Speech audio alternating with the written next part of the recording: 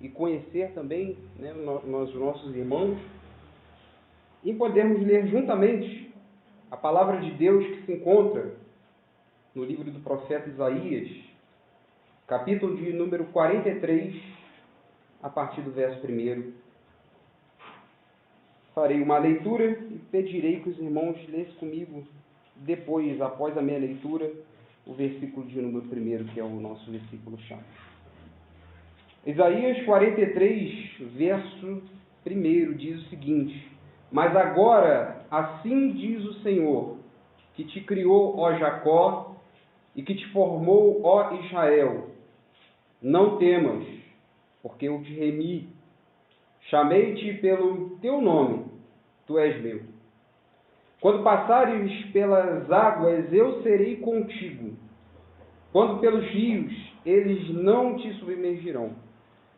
Quando passares pelo fogo, não te queimarás, nem a chama arderá em ti. Porque eu sou o Senhor teu Deus, o Santo de Israel, o teu Salvador. Dei o Egito por resgate e a Etiópia e Sebá por ti. Visto que foste precioso aos meus olhos, digno de honra, e eu te amei. Darei homens por ti e os povos pela tua vida. Vamos ler o versículo 1? Todos juntos.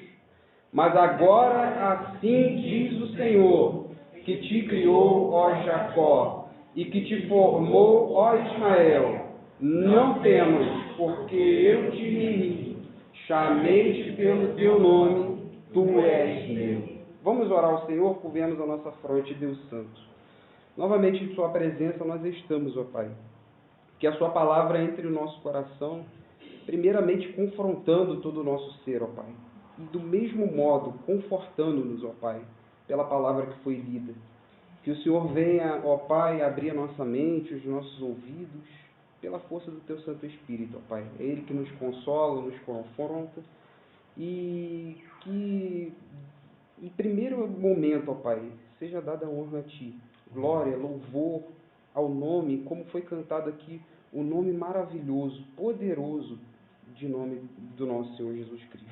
Assim nós louvamos e exaltamos o Seu nome, em nome do Teu Filho Jesus.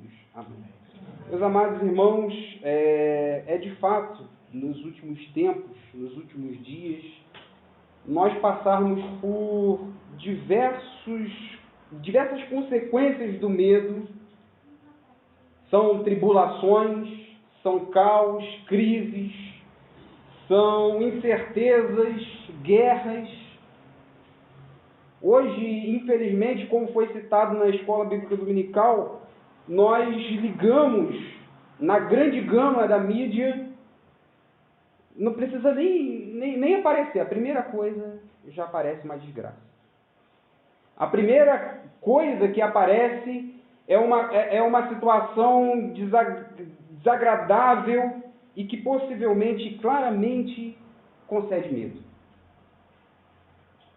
Medo, talvez, em meio a essas tribulações, diversidades, crises, guerras e outras situações que, sem dúvidas, ocorrem na nossa vida. O medo parece que pega todos de jeito. Acho que ninguém escapa de medo. Seja um medo bom, que existe, talvez um medo de precaução, seja um medo ruim. O medo está, então, enraizado na vida das pessoas. Talvez esse seja o pano de fundo dos livros proféticos. Tanto vocês quanto eu sabemos que é dividido em duas partes os livros proféticos. E aqui ele inicia, e o principal, melhor falando, objetivo desses livros é advertir o povo contra o exílio assírio e babilônico, advertindo também para que aquele povo vivesse uma vida em santidade, reconhecesse então o seu pecado e, por fim, em causa última, restauração, que também é um dos objetivos dos livros proféticos. Ageu, livro de Ageu e outros livros também, eles nos indicam esses fatos do que tange a restauração. E também, não muito menos importante, meus amados irmãos, e aí trazendo esse contexto de introdução, os livros proféticos, eles também têm como objetivo apontar para Cristo. Na realidade, todas as escrituras no Antigo Testamento, eles apontam claramente para Cristo. Eles apontam como Cristo, ele trabalha na condução do seu povo, como Cristo, ele morre pelo seu povo, como Cristo, ele então traz a redenção, resgate ao seu povo. E é nesse ponto do capítulo de número 43 que nós lemos aqui,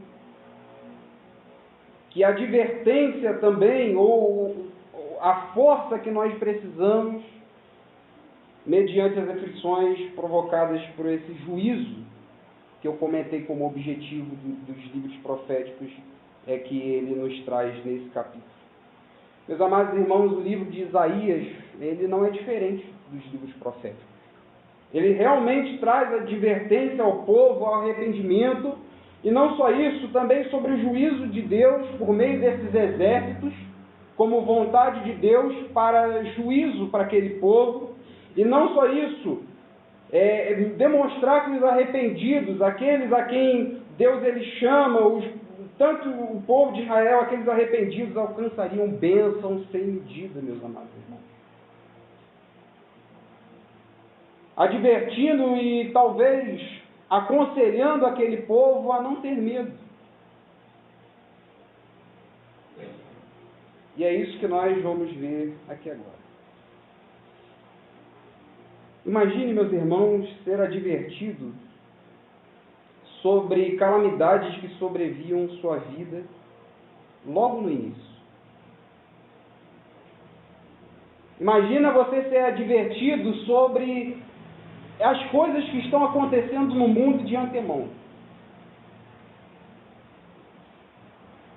As calamidades, as guerras, como se portar.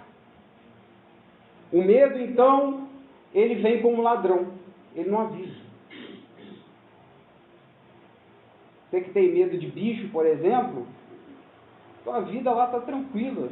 Do nada chega uma barata voadora na tua frente, sem avisar. Brincando com alguns irmãos ontem no trabalho, eu disse, olha, você pode ser um corajoso tremendo, mas aparece uma barata voadora na tua frente para tu ver se você é corajoso.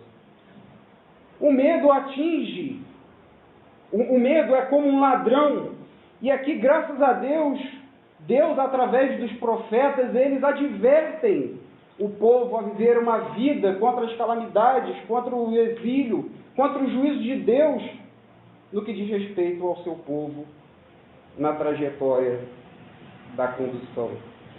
Meus amados irmãos, o medo realmente é algo que, como eu disse, faz parte da nossa vida. Mas eu gostaria de conversar com vocês, meus irmãos, 4 pontos, para 4 provas do cuidado de Deus para com o seu povo. Primeiro ponto, o livro de Isaías, meus amados irmãos, assim como o nosso amado irmão Leonardo está trabalhando no livro de Romanos, ele já inicia praticamente com uma má notícia. Vamos ler capítulo 1, acompanhe comigo, não feche a sua Bíblia, de modo que nós possamos deliciar da palavra de Deus juntos. Capítulo 1 do livro de Isaías, no verso de número 2, diz o seguinte, amém? Amém. Ouvi, ó céus, e dai ouvidos, ó terra, porque o Senhor é quem fala. Criei filhos e os engrandeci, mas eles estão revoltados contra mim. E aqui no verso de número 3 é um dos versos que mais impacta o povo naquela hora. O boi conhece o seu possuidor, e o jumento o dono da sua manjedoura. Mas Israel não tem conhecimento, o meu povo não entende. Ele já começa com uma má notícia. A sua vida, ó povo de Israel, não está bem. O jeito com que vocês vivem não está bom.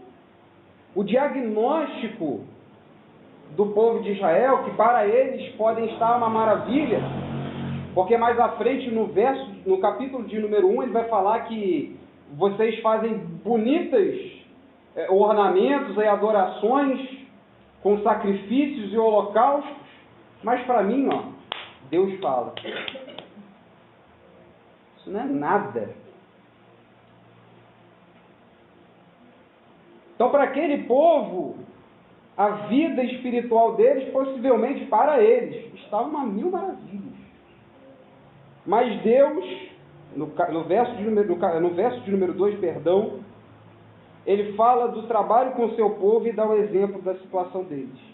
O boi conhece o seu possuidor, e o jumento, o dono da sua manjedoura. Mas vocês não querem e não entendem. E mais para frente ele vai trazer, no verso de número 4, ai dessa nação pecaminosa, povo carregado de iniquidade, raça de malignos, filhos corruptores, abandonaram o Senhor, blasfemaram do Santo de Israel, voltaram para trás, porque a vez de ainda ser feridos, visto que continuais em rebeldia, toda a cabeça está doente e todo o coração enfermo. A depravação atingiu aquele povo de tal forma, eles não entendiam, eles não queriam, voltaram atrás e foram chamados por Deus filhos corruptores. Meus amados irmãos, o primeiro ponto do cuidado de Deus é que Deus ele chama pecadores ao arrependimento. O primeiro ponto aqui a analisarmos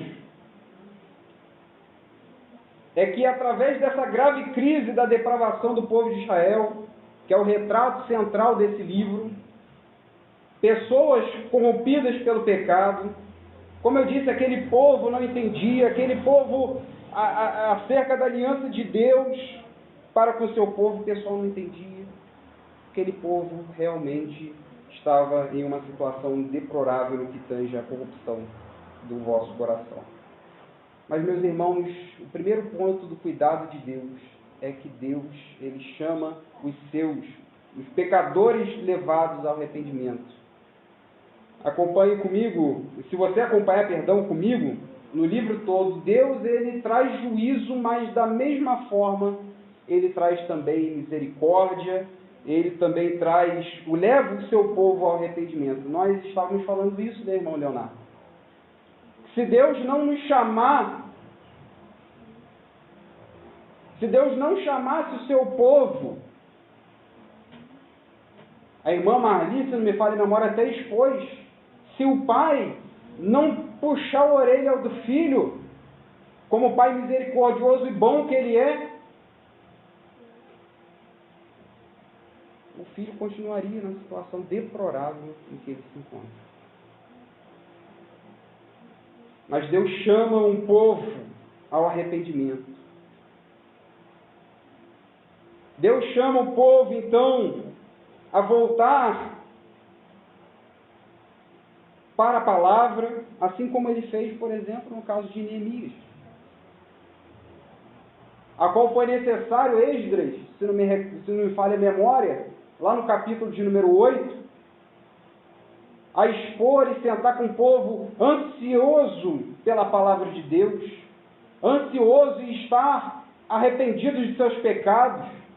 E que maravilha de oração de Neemias, que fala, nós pecamos, Senhor, eu pequei e o meu povo pecou.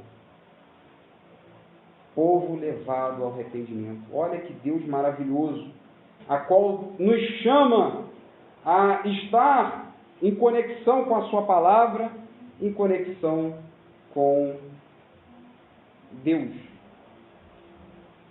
Meus amados irmãos, é Deus quem chama primeiro o seu povo ao arrependimento. É Ele quem ajunta, é Ele quem converte, é Ele quem faz a obra.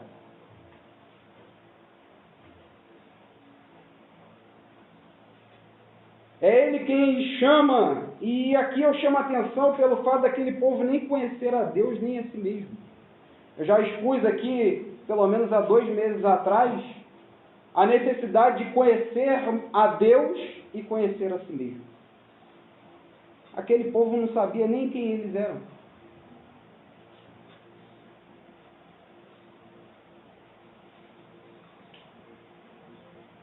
Eles viviam a vida como se o seu pecado fosse totalmente natural.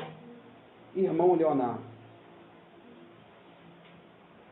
Mas o primeiro ponto que eu quero chamar é que Deus, Ele nos chama ao arrependimento. Conhecer a si mesmo é reconhecer que você como filho não está bom não. Mas o segundo ponto, meus amados irmãos, é o que a gente trata. Segunda prova de que Deus, Ele tem cuidado com o seu povo.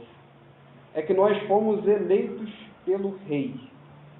Vamos voltar ao capítulo 43? Vamos dar uma visualizada aí o que a palavra diz. Mas agora, assim diz o Senhor, que te criou, Jacó, e que te formou a Israel. Só até aqui, meus irmãos. Eu acho que, se não me falha a memória, foi a irmã Sara, né?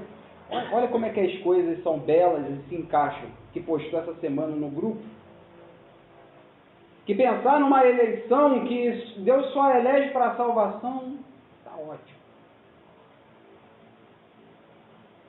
Eu creio que Deus está nos detalhes das coisas. Ele não está sobre só o controle da minha vida, mas Ele também está no controle da minha salvação. E quão belo é ler o Salmo 139, versículo de número 17, que eu posso até ler aqui para os irmãos, se os irmãos quiserem abrir também.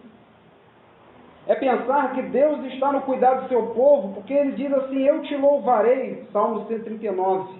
Muito obrigado, meu irmão. Porque de um modo assombroso e tão maravilhoso fui feito. Maravilhosos são as tuas obras e a minha alma o sabe muito bem. Os meus ossos não te foram encobertos, quando no oculto fui feito, entretecido nas profundezas da terra. Os teus olhos viram o meu corpo ainda informe, e no teu livro todas essas coisas foram escritas, os quais em continuação foram formados quando nem havia um deles ainda. E quão preciosos me são, ó Deus, os teus pensamentos, quão grandes são as somas deles. Como que Deus, Ele trabalha no curso da história, no curso da minha vida, no curso da vida do seu povo, Ele trabalha elegendo então pecadores ao arrependimento, pecadores ao arrependimento. Ele elege pecadores ao arrependimento e aquele povo não entendeu isso.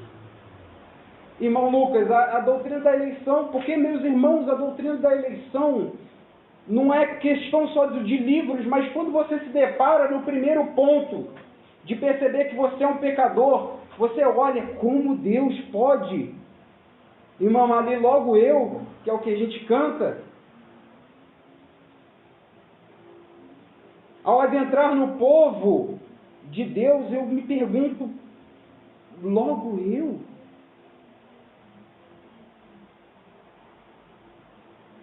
Eu prefiro olhar para a doutrina da eleição não como, eu sou eleito, sou ungido do Senhor, mas como pecador, que não merecia. Como então eu me deparo, como pode Deus eleger um povo pecador, egocêntrico? A resposta é simples. Deus é soberano, Ele entra no curso da história, entra no curso do seu povo, através de um ato soberano, porque Ele é autor da vida, Ele é autor da nossa vida, autor da nossa fé. Ele faz e desfaz. Ele vai falar no livro de Isaías, talvez uma coisa que a gente possivelmente não entende. Ele fala, eu crio o bem e eu crio o mal, eu sou o Senhor. Eu crio calamidades para que vocês possam ver que eu estou no controle de todas as coisas. É tão bonito as pessoas verem, olharem assim e falarem assim, não, mas Deus está no controle de todas as coisas. Mas na salvação não. Na salvação eu que decido. Aí não faz sentido nenhum, né? Deus está no controle de tudo, mas da salvação não. Ele está no controle de todos os atos pelos quais Ele conduz o seu povo. E aí é por isso que no livro de Romanos, sem contar o spoiler, senão o irmão Leonardo vai me bater aqui, no capítulo de número 8 ele fala assim, no capítulo de número 8 de Romanos ele fala, todas as coisas cooperam para o bem daqueles que amam a Deus e estão chamados pelo seu propósito. Talvez aquele sofrimento do povo, aquela advertência para o povo de Israel naquela época, ao Deus falar assim, olha, vai ter um juízo, os assírios, os babilônios, eles vão atuar, vocês vão passar de novo para o exílio, vão passar para o exílio, melhor falando, mas eu estarei na condução da história. E é tão belo nós verificarmos a eleição nesse ponto, é que Deus Ele nos chamou. E aqui ele diz no capítulo 43, verso 1, assim diz o Senhor, que te criou Jacó e te formou.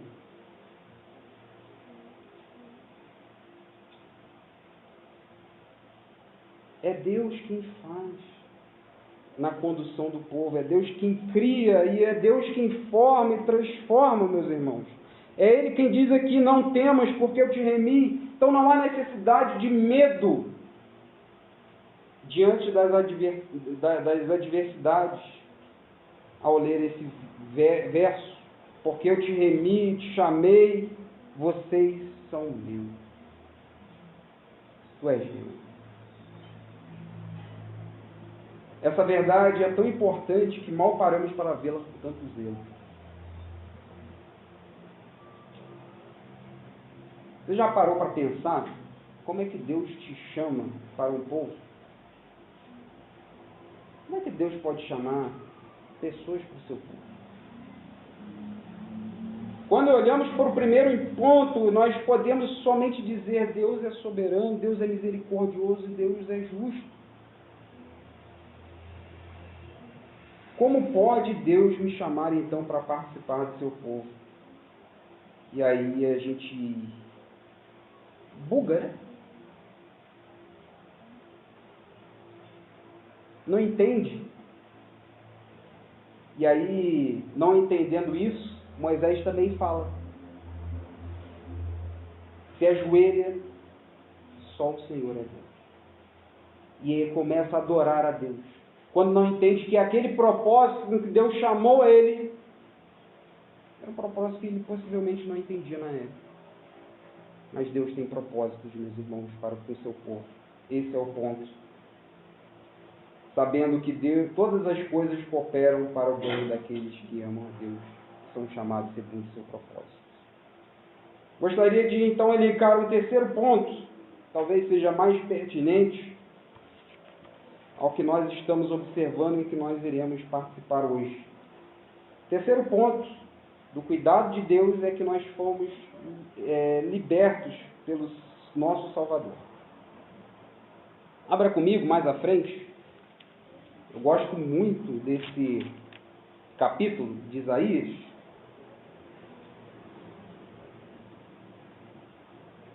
E talvez esse seja um dos cuidados mais lindos de Deus para com o seu povo. É que nós fomos libertos, salvos. Cristo morre pelo seu povo. Vamos ver, verso de número 4. Certamente Ele tomou sobre si as nossas enfermidades e as nossas dores levou sobre si, e nós reputávamos por aflito, ferido de Deus e oprimido. Mas Ele foi transpassado pelas nossas transgressões e moído pelas nossas iniquidades. O castigo que nos traz a paz estava sobre Ele, e pelas suas pisaduras fomos sarados. Todos nós andávamos desgarrados como ovelhas. Cada um se desviava pelo caminho. Mas o Senhor fez cair sobre ele a iniquidade de nós todos. Ele foi oprimido e humilhado, mas não abriu a boca. Como cordeiro foi levado ao matadouro, e como ovelha muda perante seus tosqueadores, ele não abriu a boca. Por juízo opressor foi arrebatado, e da sua linhagem quem dele cogitou? Porquanto foi cortado da terra dos viventes por causa da transgressão do meu povo, foi ele ferido. Mais à frente, no verso de número 10. Todavia o Senhor agradou Moê-lo, fazendo-o enfermar. Quando der ele a sua alma como oferta pelo pecado, verá prosperidade e prolongará os seus dias. E a vontade do Senhor prosperará nas suas mãos. E mais à frente, no verso 12, por isso eu lhe darei muitos como a sua parte, e com poderosos repartirá ele desposo, porque derramou a sua alma na morte. Foi contado com os transgressores, levou sobre si o pecado de muitos, e pelos transgressores intercedeu. Meus amados irmãos, acho que o ponto principal para nós pensarmos aqui é por quê?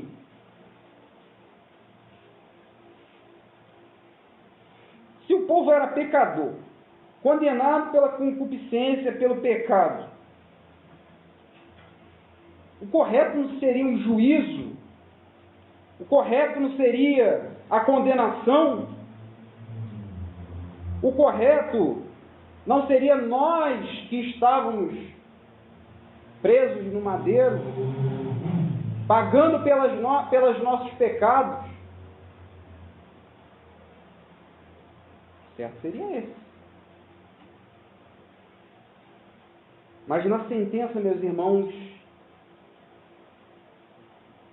quando der a condenação, Cristo fala, não, olha, eu pago a pena por eles. Eu pago a pena pelo meu povo, para aqueles a quem eu chamei, por aqueles a quem eu criei, melhor falando.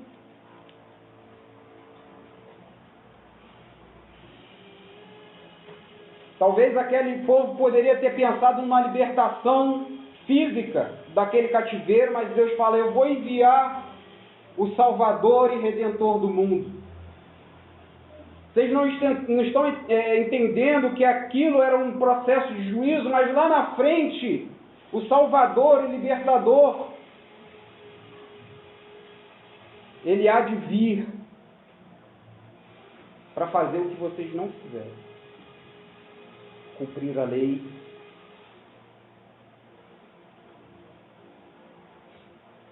Ele morre então pelo seu povo, meus irmãos, intercede, justifica o seu povo e futuramente glorificará o seu povo. É Ele quem, e meus irmãos, dando uma parênteses aqui, a maior prova do cuidado de Deus para o seu povo é que Ele faz o seguinte, Ele vai na frente, Ele morre. E a maior poesia da prova do cuidado está neste capítulo. Ele morre pelo seu povo, como eu disse, intercede pelo seu povo, justifica, chama o seu povo. E não só isso, o quarto e último ponto, para a gente terminar, é que nós somos preservados por Cristo. Não adianta falar assim, olha, eu vou passar por todas essas situações, pelo exílio, mas e aí? Vamos ver, voltar no capítulo 43, a gente está fazendo essa dinâmica, peço até perdão, de capítulos, mas que a gente possa entender bem o contexto. Agora vem aqui a calmaria para a nossa alma. Vamos ler verso de número 1 ao 5 de novo. Mas agora assim diz o Senhor, que te criou, Jacó, e te formou, Israel. Não temas, porque eu te remi, chamei-te pelo teu nome, tu és meu. Tem gente que entende esse versículo 2 aqui como algo literal, né? Quando passares pelas águas, eu serei contigo. Quando pelos rios, eles não te submergirão. Quando passares pelo fogo, não te queimarás, nem a chama arderá em ti. Eu falei aqui que tem pessoas que não entendem, que, só para abrir um parênteses, né? Estava vendo um vídeo essa semana, pesquisando sobre esse versículo em si, o versículo 2. Teve uma pessoa que realmente passou sobre o fogo, infelizmente morreu fazendo isso, porque utilizou esse versículo isoladamente, literalmente. Meus irmãos, não é isso que o versículo quer propor aqui. Primeiro ponto, então, para nós entendermos que a prova de que Cristo preserva o seu povo. Primeiro, o Criador diz à criatura: não temas. O Criador que está na trajetória de tudo diz à criatura: não temas. Aquele que informou o seu povo diz aos seus filhos: não temas.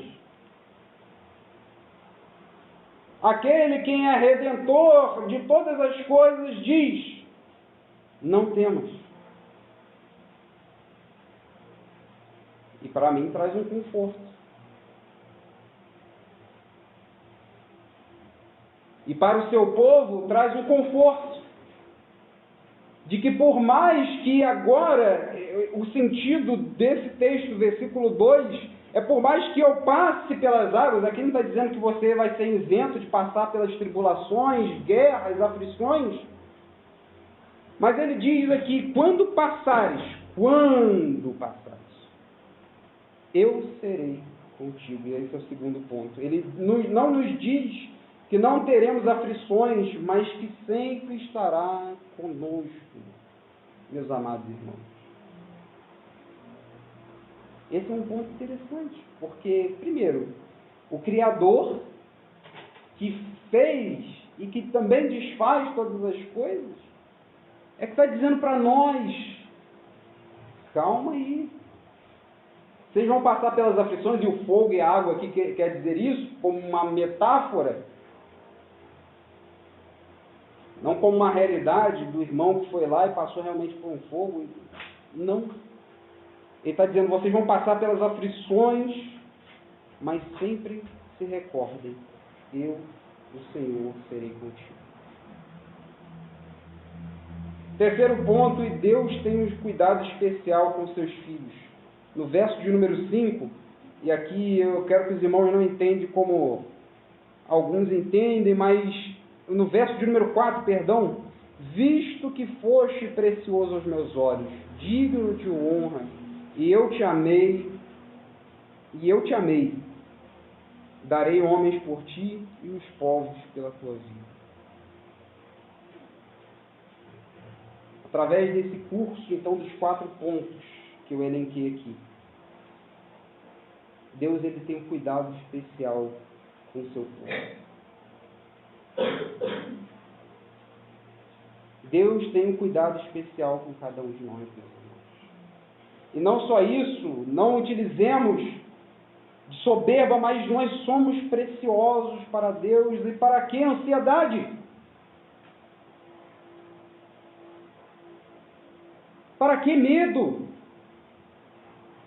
Se o mesmo Deus que cria e que forma disse que lá haverá um novo céu e nova terra, que no fim de todo esse mundo corrupto, depravado, assolador, ele há de glorificar os seus filhos, glorificar o seu corpo. Eu trago aqui para terminar 4 verdades para a nossa vida. Entenda o Evangelho, meus irmãos, as boas novas, como um chamado constantemente ao arrependimento. Não entenda que, eu estou indo na igreja. Essa semana uma amiga falou assim: não, mas eu tenho que voltar para a igreja. Eu falei: não, volte para o rei da igreja. Mas eu tenho que... Não. Volte para o Pai. Não volte para a igreja. Volte para a igreja, sim, como comunhão, como estrutura de comunhão. O que eu quero dizer é que ela achou que igreja vai transformar a vida dela. Não, vai sim transformar através da comunhão entre os irmãos, entre o zelo pela palavra, pelas escrituras. Porque o que transformou aquele filho pródigo, aquele filho, não foi as festas e o dinheiro, foi o contato com o pai.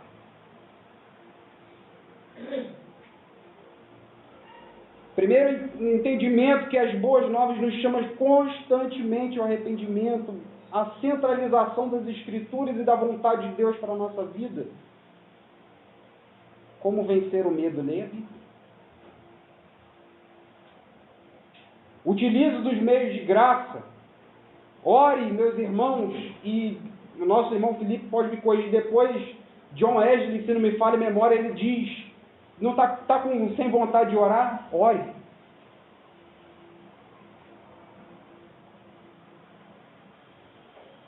Está com medo das desavenças? Ore.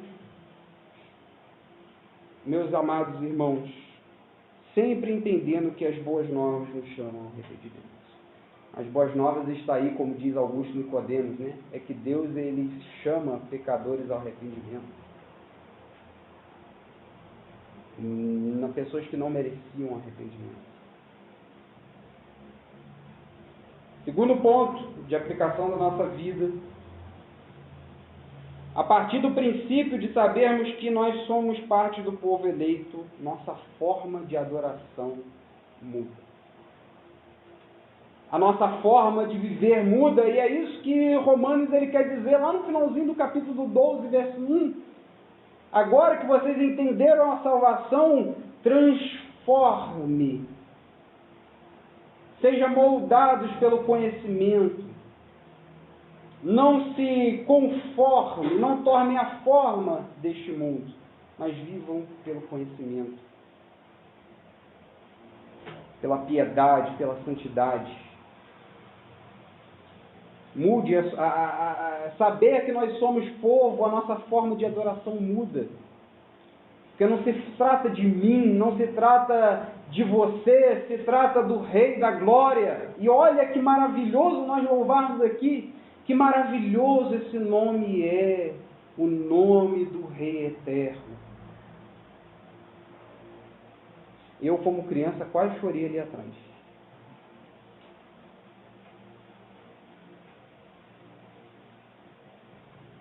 Terceira verdade, nossas transgressões, pecados, Cristo levou sobre a cruz. E agora, meus amados irmãos, não vivemos a possibilidade de ser do povo de Deus.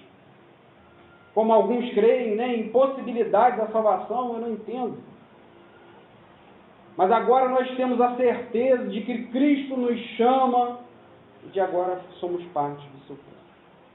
Não como uma possibilidade de sermos filhos, somos filhos.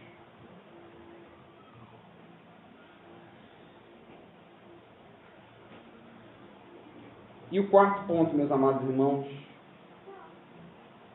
nossas preocupações, medos, ansiedades se esvaziam à medida que nós buscamos primeiro o reino dos céus.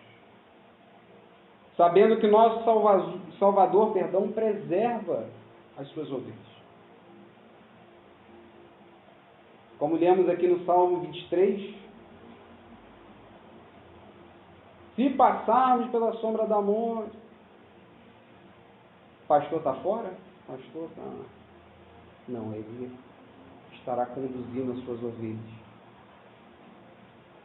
Estará preservando as suas ovelhas. Estará cuidando das suas ovelhas.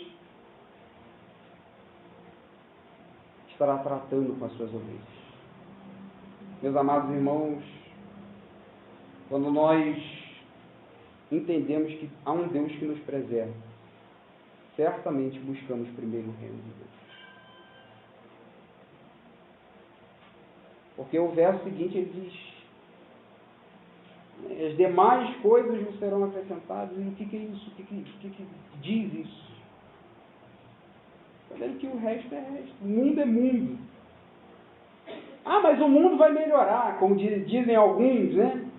Vai chegar um tempo lá, os pós-milenistas, eles diziam lá que o mundo vai melhorar depois da Primeira Guerra.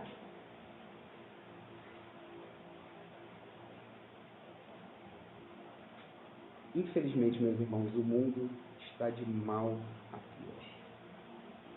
E a depravação está de mal a pior. E graças a Deus, que Deus nos preserva. Eu estava conversando com alguns amigos e talvez eu fui até um pouco exaustivo, só para terminar. Sei que já é passada a hora. Nunca senti tanta vontade de ver esse mundo corruptível ser destruído.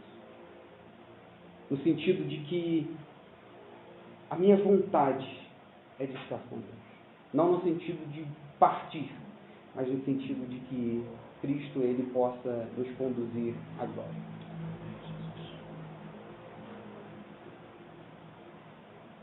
Meus amados irmãos, que Deus nos abençoe. E durante esse tempo, agarre-se a Cristo. Agarre-se a Cristo. Que Deus possa nos abençoar grandiosamente. Em nome de Jesus.